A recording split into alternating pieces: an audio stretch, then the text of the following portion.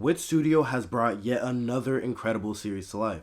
It always made me mad whenever Wit Studio would announce they're producing a new anime that isn't Attack on Titan. They produced 3 legendary seasons, then dropped it like a piece of trash and let MAPPA pick it up. I thought I would always have a grudge against them, but then they put out Vinland Saga, and then Great Pretender, and then Vivi. So I had to forgive them with open arms. And now, to put icing on the cake, they are producing a series with the potential to join the Anime Hall of Fame, Ousama Ranking. If you are looking for an engaging underdog story with an immersive world and well-developed characters, Ousama Ranking is the show for you. With the coming of a new season of anime, we all search for that hidden gem that reminds us why we love anime. An anime that stands out from the 50 basic isekais that drop every season. You can tell Ousama Ranking isn't even trying to be groundbreaking or anything, it just is with the way Sosuke Toka portrays his themes and conflict. Watching an anime like Ousama Ranking is like a breath of fresh air, and I'm talking some pristine oxygen, just blessing your lungs. Last year, every season had a gem that completely transcended the anime community's expectations. In spring 2021, we had Odd Taxi with amazing storytelling and lessons about modern day problems about society. In summer 2021, we had Link Click that brought an innovative take on time travel and engaging plot and gave exposure to Chinese media. In fall 2021, Ousama Ranking is that anime and will continue to be that anime this season as well. Ousama Ranking has shot up the mal charts surprisingly fast and currently sits at the number 24 spot in all of anime. I think it is well deserved and there is more room to climb up the ladder. Ousama Ranking, aka Ranking of Kings, takes place in the Bose Kingdom ruled by the almighty King Bose himself. Standing at a menacing 10 feet tall, he should probably be on the court helping out his fellow kings, but I guess there's probably not even a basketball in this world anyways. King Bose is ranked as the number 7 king in the world and is widely acknowledged as the strongest man. This story follows his first son Boji, who is a small, young, deaf prince that cannot speak.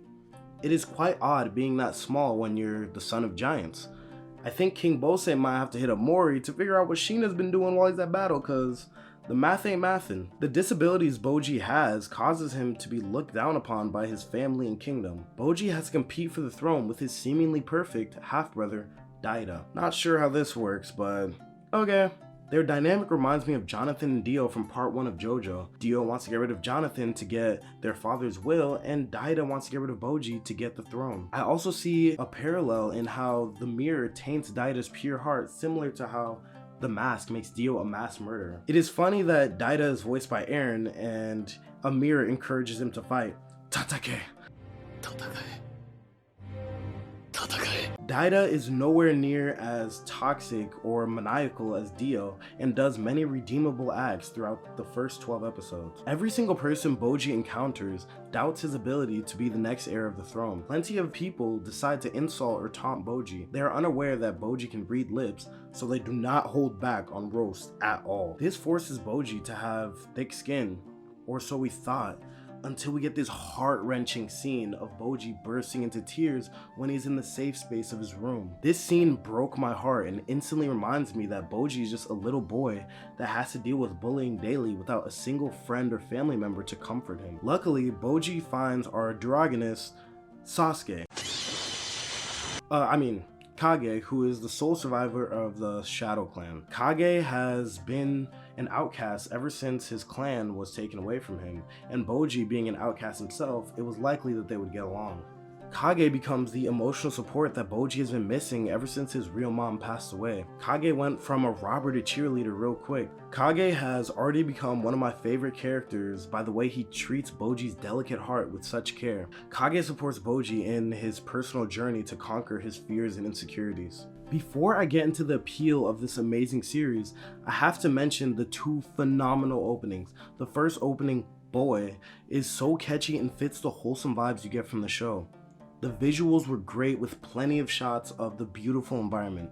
The song was made by King Nu, who has been on the rise recently because of the song he made for the Jujutsu Kaisen movie Zero. I love King Nu's range. He can go from making an intense, badass song for Jujutsu Kaisen to making a fun, lighthearted song for Ousama Ranking. It just shows how great of an artist he is. I would have never imagined Ousama Ranking would get an opening better than the first, but then they dropped Hadaka no Yusha. The day I listened to this opening, it was -9 degrees outside, and those chills were incomparable to the chills chills this opening gave me. I have been playing this song non-stop ever since I heard it. This is without a doubt opening of the year, and the year just started. Wit Studio and Bondi have outdone themselves with this masterpiece of an opening. Wit Studio just woke up and decided to make the whole opening Sakuga.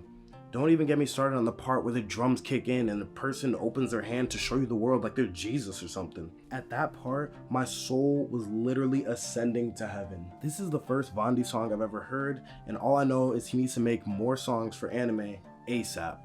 The appeal of this fantastic series doesn't come from crazy new concepts or themes. It comes from captivating the audience with something familiar. The classic coming-of-age story mixed in with some Western fantasy lore. It sticks to the basics and refines those basics. Ousama Ranking goes much deeper into common concepts than your average anime, which makes it hit different. The animation, well-written characters, world building, and unpredictability make Ousama Ranking special. The unique art style and dynamic characters make this anime feel so fresh. Shout out to Wit for capturing the essence of Toka's unique art style and providing high quality animation. The sign language in this show is so fluid you can call it Sakuga. There isn't any flashy scenes where the common anime watcher would recognize it as top tier animation like maybe Demon Slayer or Jujutsu Kaisen. The simplistic art style makes the Sakuga in Ousama Ranking very subtle. People often underestimate how consistently good the animation in this anime is. Another thing I love about this series is the spectacular cast of characters. All the characters are likable and get great development as each episode passes. One episode you'll be like, ugh, I hate this character so much. Then the next episode has you like,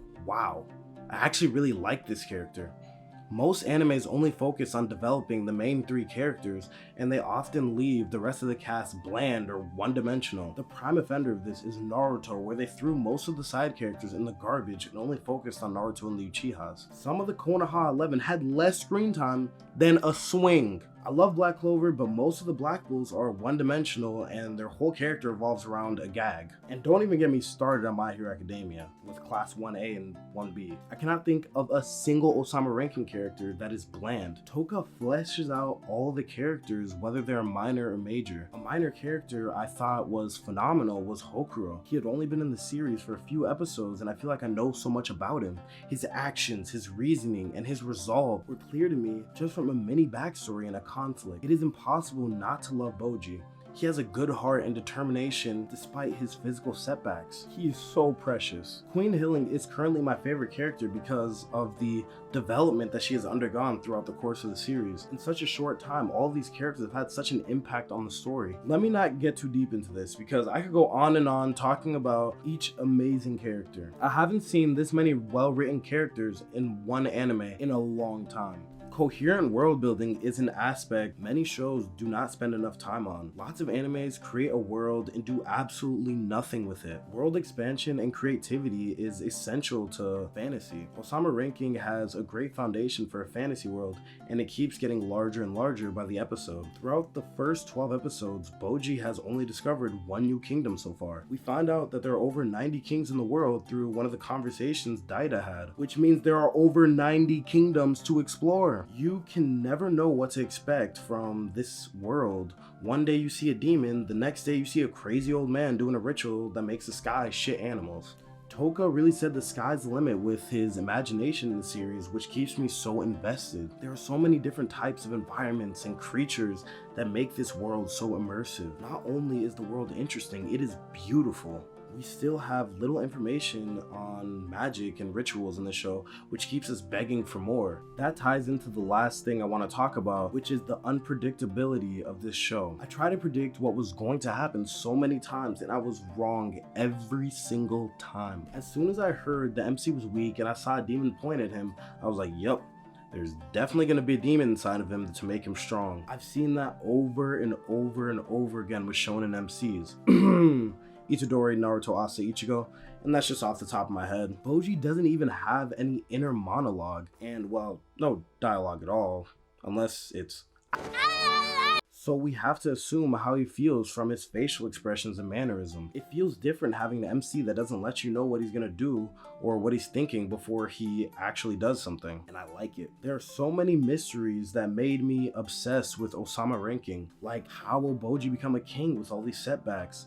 What is the story behind Miranjo and the demon? What is King Bose's true intentions? Who is the number one king? There's so much to talk about at the end of each episode, which is one of the benefits of unpredictability. The combination of the unique world and dynamic characters makes it impossible to expect what happens next. All the twists in the show catch you by surprise and leave you in awe. This aspect makes the show feel so fresh and new. Ousama Ranking has the potential to join the Anime Hall of Fame. Go watch Ousama Ranking right now if you haven't already. I hope this video helped you guys understand the incredible potential this series has. If you enjoyed this video, please like and subscribe, and make sure to hit that notification bell. My goal is to reach 1,000 subscribers by the end of 2022. I am going to start posting more often, so look out for the uploads. I'll see you guys next time, and as a wise boy once said, ow, ow!